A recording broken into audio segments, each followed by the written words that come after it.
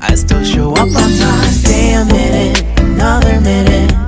Hold on a second, I love this moment, yeah. Stay a minute, another minute. Hold on a second, I love this moment, yeah. Stay a minute, another minute. Hold on a second, I love this moment, yeah. Assalamualaikum sahabat sejarah, bertemu lagi dengan kami di Cerita Sejarah Channel. Semoga kalian semua dalam keadaan sehat.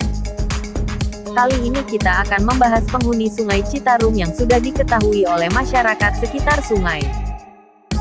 Sungai Citarum merupakan sungai terpanjang dan terbesar di wilayah Pasundan, dan tepatnya di Provinsi Jawa Barat. Sungai Citarum merupakan sungai yang memiliki nilai sejarah di tataran Sunda pada era kejayaan Kerajaan Tarumanegara. Sungai yang membentang sepanjang 300 km ini memang menyimpan sejarah dan misteri yang belum terpecahkan. Sungai terkotor di dunia sudah bukan rahasia umum lagi, dan Sungai Citarum merupakan sungai yang sangat kotor. Namun siapa sangka jika sungai ini mendapat predikat sungai terkotor di dunia menurut Volbeck. Sungai Citarum adalah sungai terkotor dan akhirnya sangat tercemar karena limbah masyarakat dan limbah pabrik yang menjadi penyebab utama tercemarnya Sungai Citarum ini. Misteri Sungai Citarum yang berikutnya berhubungan dengan makhluk yang diyakini sebagai penunggu Sungai Citarum. Meskipun cerita ini masih sekedar mitos belaka, tetapi banyak masyarakat yang mempercayai keberadaan Munding Dongkol ini. Dan Munding Dongkol ini digambarkan sebagai makhluk berupa siluman kerbau yang tinggal di sungai ini. Kemunculan Munding Dongkol biasanya adalah suatu pertanda bahwa air sungai akan meluap dan menyebabkan banjir.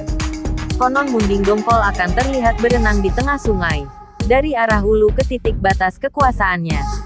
Namun meskipun tak pernah ada yang melaporkan bahwa Munding Dongkol ini mengganggu manusia, tetapi tentu saja kita akan merasa kaget sekaligus merinding jika benar-benar lihat sosok aslinya. Keberadaan siluman ular gaib, misteri Sungai Citarum mengenai Munding Dongkol sudah cukup membuat bulu kuduk merinding.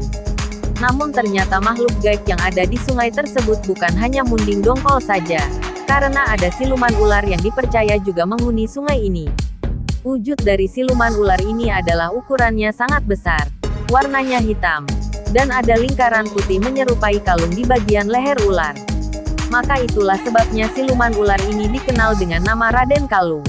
Menurut cerita yang beredar, siluman ular ini berada di Sungai Citarum. Bukan tanpa sebab, konon siluman ini dulunya adalah seorang putra bupati di wilayah setempat, namun sosoknya berubah menjadi ular setelah dirinya mengawini perempuan dari bangsa jin. Dan menurut cerita yang beredar luas di masyarakat, Raden Kalung menjadi penguasa gaib di Sungai Citarum atas perintah ayahandanya sendiri. Namun tak ada bukti konkret yang dapat membuktikan keberadaan Raden Kalung di Sungai Citarum. Akan tetapi warga setempat masih mempercayai cerita turun-temurun dari nenek moyang mereka. Ikan aneh di Sungai Citarum. Di tahun 2008 warga kampung Cikaris digegerkan dengan penemuan ikan aneh berukuran tak lazim di Sungai Citarum. Ikan berukuran sepanjang 1,8 meter dengan berat 90 kg terdampar di bantaran sungai dan tepatnya di bawah jembatan Bojong Soang. Sehingga tak sedikit warga yang mengira kemunculan ikan tersebut adalah ikan siluman yang membawa pertanda buruk.